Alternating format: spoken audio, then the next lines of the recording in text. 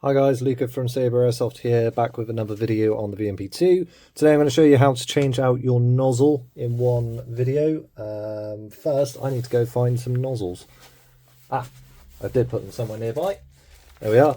So, I'm going to swap it out for the stock nozzle. I've got a few of these, just in case, because I did plan to test this to destruction almost. So I'm going to be putting in the original nozzle, I think. Yeah, I'll put in the nozzle that it originally came with. And I'm going to show you something that I noticed was happening on my nozzle, and I have a feeling it's due to the restrictor restricting too much air and the way that air behaves versus the way that gas behaves. Because if you've been watching my videos, you know I've been running this on HPA and not gas due to colder weather and also lack of availability of gas, if I'm honest. Anyway, let's go on with this. Let's get this taken apart. So if you're going to change your nozzle out, you don't need to take all the front off, you just need to separate the upper and lower. To do that, you need a 4mm hex bit. You'll need some roll punches and some ordinary punches, although you can get away with just roll pin punches. And you'll see why you need roll pin punches when we get in there. So, 2 screws in the body.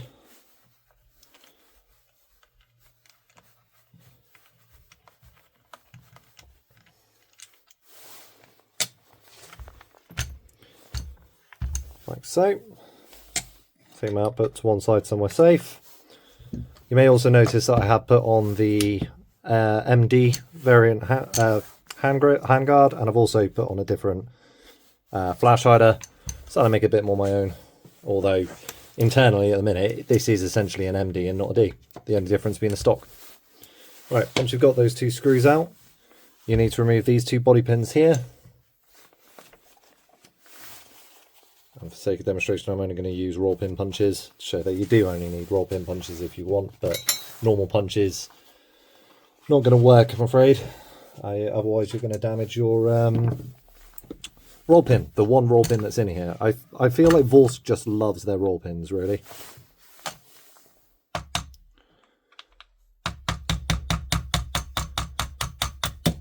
I like to remove these completely, though they are retained.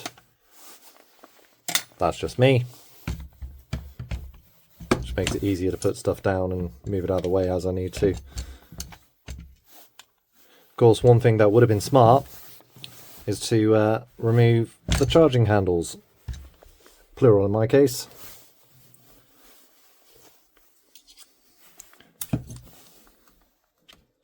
I have had a report of someone having one of these shear off, which doesn't surprise me hugely. There's not a lot of material there.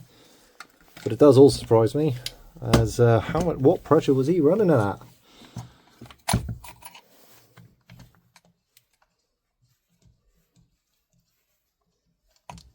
There you go, charging handles off.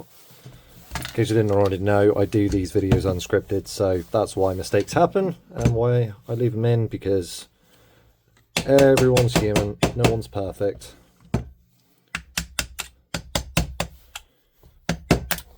Come on, get in the hole. Put it over to the side. It's fine. There we go. Once you've got those 2 body pins out, separate the upper and lower, stick your lower off to one side. If you've not got one of these, by the way, highly recommend them. It's called a bench block. They are fantastic. Remove the recoil spring at the back, and just if you lift up whilst pulling that spring back a little bit, you should be able to just slide it out like that. There we go. So what I noticed was the restrictor inside, if you look, you should hopefully be able to see the black lines, it's gone backwards. That should be all the way front, and it's actually tilted as well, and I feel like that's because of back pressure. For comparison, see the depth here, you can see that it's deeper, look. So that's been pushed back through back pressure, presumably, from the high pressure air. Right then. Next step is removing the roll pin that's located here. I'm going to sit down for this bit. Again, bench block, very, very handy, especially this one, because as you can see, it's almost like it was made for it almost. So you want to make sure that you get the right size roll pin punch, because if you don't, you're going to end up potentially splaying the roll pin, and you do not want that. In this case, this is a 5/32 5. I don't know how to read it. Imperial. I only work in metric. And it is going to be tough. In fact, I'd recommend getting a heavier hammer. Yeah, I remember this taking forever last time I tried to use that one. Once it starts going, it'll go. As you can see, I have done this quite a few times. Do not recommend doing it as many times as I have done. If you're going to have different powered nozzles for different sites, what I'd instead recommend is just go to your retailer where you got the VMP2 from and see if they can just order you in the... why is there so much grease? See if you can order in the bulk carrier group for you, so that you can just have one for each power nozzle. It will save you a lot of trouble. There we go. Once you've got that roll pin out, you should be able to just pull this out. Mine is a little bit mangled from where I messed up putting it back in. It's easy to avoid doing that. I was just very impatient trying to get it back in. So once you've got it out, you need a smaller punch in order to push this pin here out. Again, it's not nailed on any side. It will just come out almost without any resistance. All that's doing is holding in this spring here. So let's have a close look at this. You can see all this black here is basically from the runners here. Each time it's going along, it's taken a bit more of this coating off, and that's what's leaving that black and grey on there. So this is why it's important to maintain your equipment frequently. So yeah, I can see how much that's been knocked in. It's quite a lot. Whether or not that's impacting things though, I don't know.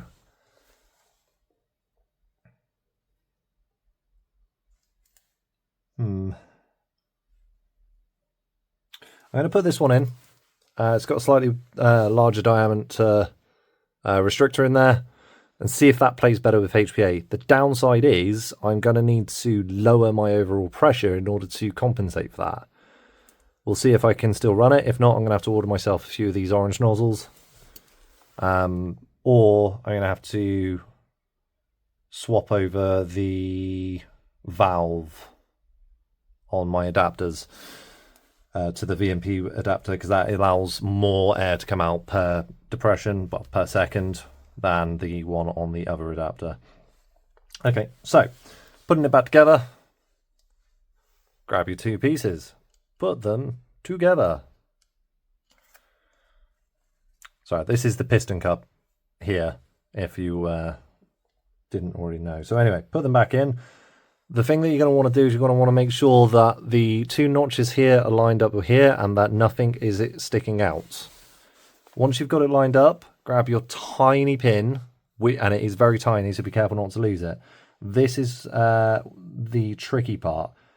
What I would recommend in order to line it up is rotate it until you can clearly see through the spring. I'm not sure how well this is going to come up, so I'll try and put my hand there. Might be able to just about see part of the spring there. So what I do is I put the pin in until it's pressing on that spring. Then I go to the other side. I grab something super thin, like these tweezers, and I just reach in and put it to one side. I'm actually not going to use the tweezers. Instead, what I did start doing was using this tool from my iFixit kit, and all this is a SIM ejection pin. So if you ever bought a phone and it comes with that little tiny pin to eject the SIM card port, it's literally one of those. So with that, I just hook the spring, and it can be a bit tricky, and pull it to the other side so it's then under tension, and I just move it out of the way as I push the pin through. Once you've got it in there, easy way to tell if you've actually managed to get it over the pin, it won't come out, is the short answer. So once you've got it in there, rotate until you're lined up, notches with notches, or notches. And then we can put it back into the bolt carrier group. You don't need to worry about greasing this part, as this is not reciprocating. The only part that reciprocates is the nozzle. So you might want to put some grease inside of the nozzle itself. This is already greased from the last time I had it in here, so I'm not too worried.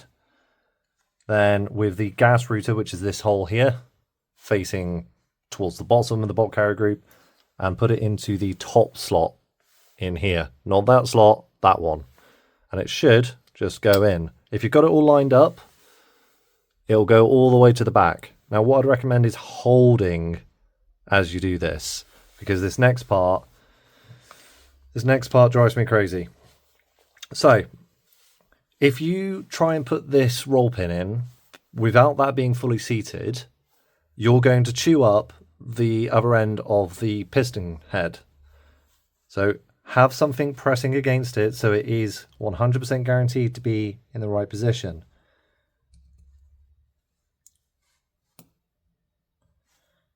Now where's there it is. So this is where you need to take it nice and slow. It's going to take you a few moments to get that roll pin lined up and going in straight. It will want to go to one side, and it will not cooperate until it's most of the way in. Once it's in and started to go, it'll be nice and easy. But until you get it to that point where it's going in, it is not nice and easy. Anyone who's ever worked with in mechanics will know roll pins are a nightmare.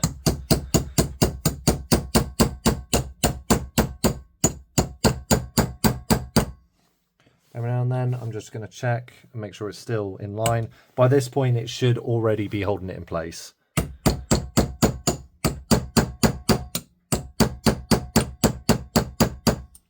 Once you've got it in, make sure that it's not protruding from either side. Hit it from the other side if it is, and give it a little tug, giggity, and it should stay in there. Grease is appropriate. If you need to know where to grease, go watch my after game maintenance video, but for the sake of this video, I'd recommend the contact points usually are around here and here, as you can see by the wear that's there, and also then along this bottom part here and at the back here. Then it's just a simple matter of putting it back together. Drop it in, pull the recoil spring back, and then make sure once it's in there that it's sitting underneath the little ledge. You might need to use, I sometimes use punches or tweezers just to push it back and to press it. That's not going to work. You basically need to compress that recoil spring. Normally it doesn't give me this much trouble. There we go. Once it's in there, slide it back and forth just to be sure it's still working.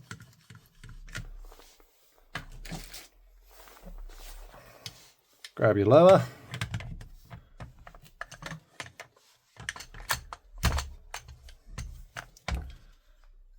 And what I usually do is put one of the screws in first.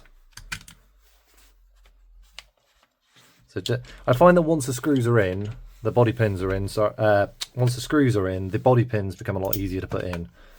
Just helps make sure it's all lined up properly. I usually go most of the way until it starts to bite a little bit,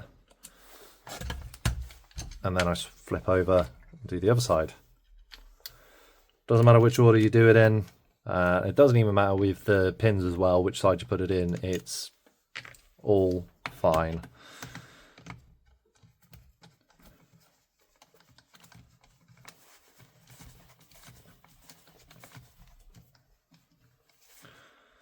Okay, there's one.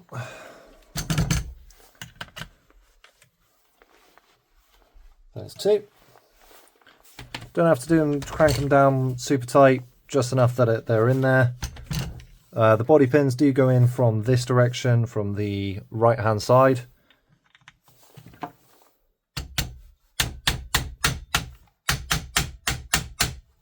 Okay, that doesn't seem to be playing nice. Why? Probably didn't do one of the screws up enough. Nope. There's only one screw that it could be. That's tight. Usually you can just push them in.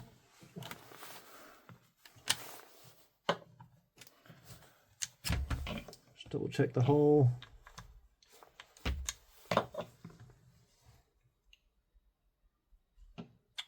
Looks like it might finally be getting tired of me constantly taking it apart. I think the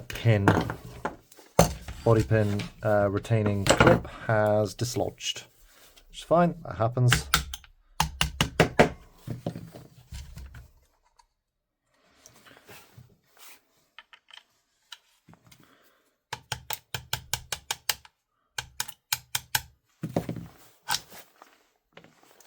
Let's double check.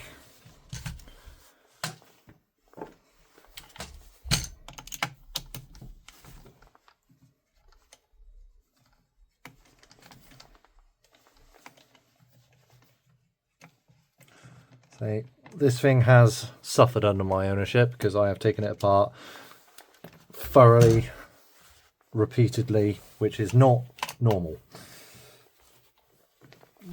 That's not how a normal person uses their replica. They might take it apart maybe once when something breaks, although you should really take it, at least the upper and lower part, to do maintenance after every game day, in my opinion. But I have had this part about 20 or 30 times already. Yeah, looks like the retaining pin has moved and, because of my enthusiasm, gotten bashed. There we go. So it's just this little tiny ring here, and that just lives in this slot here. So what I'm going to do is just pop it back in.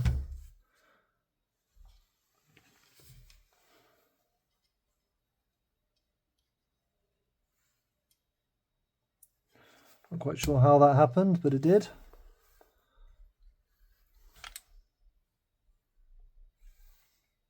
Just double checking quickly.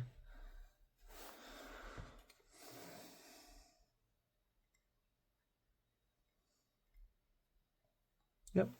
I think it's just got a little bit out of place. Try that again.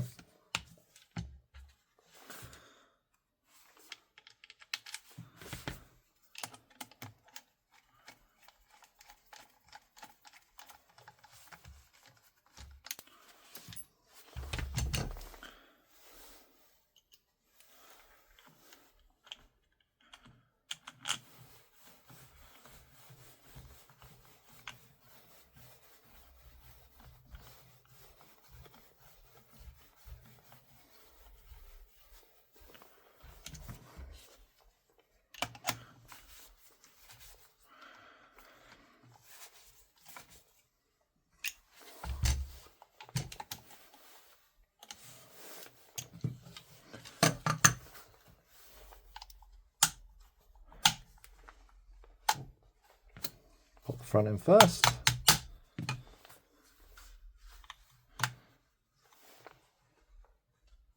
There we go. And there you go. And that's how you replace your nozzle, guys. Alright, catch you on the next one.